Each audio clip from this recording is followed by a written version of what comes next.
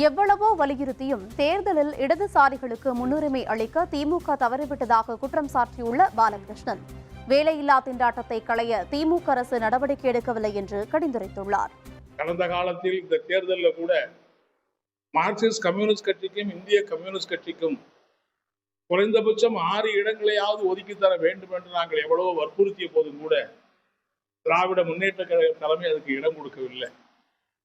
ஒரு இடதுசாரிகளை ஒரு கட்டுக்குள்ள இடதுசாரிகளுக்கு உரிய அங்கீகாரத்தை தருவதற்கு திராவிட முன்னேற்ற கழகம் மறுத்துவிட்டது என்பதுதான் யதார்த்தமான உண்மை. ஆனாலும் கூட பாஜகவுக்கு தமிழ்நாட்டில் இடமளித்து விடக் கூடாது என்கிற அடிப்படையில் இந்த மதசார்பற்ற முற்போக்கு கூட்டணியோடு இணைந்து நாங்கள் தேர்தலில் போட்டியிட்டோம். கடைசி வரை எந்த விதமான பிசுறும் இல்லாமல், எந்த விதமான குறைபாடும் இல்லாமல் பாஜகவை எதிர்த்த இந்த போராட்டத்தில் நாங்கள் ஈடுபட்டிருக்கிறோம்.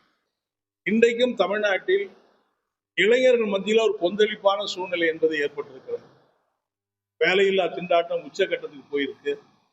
ஒரு ஒப்பந்த அடிப்படையில் தான் பணி நியமனம் என்பதை இந்த நாட்டின் இளைஞர்கள் நிச்சயமாக ஏற்றுக்கொள்ள மாட்டார்கள்.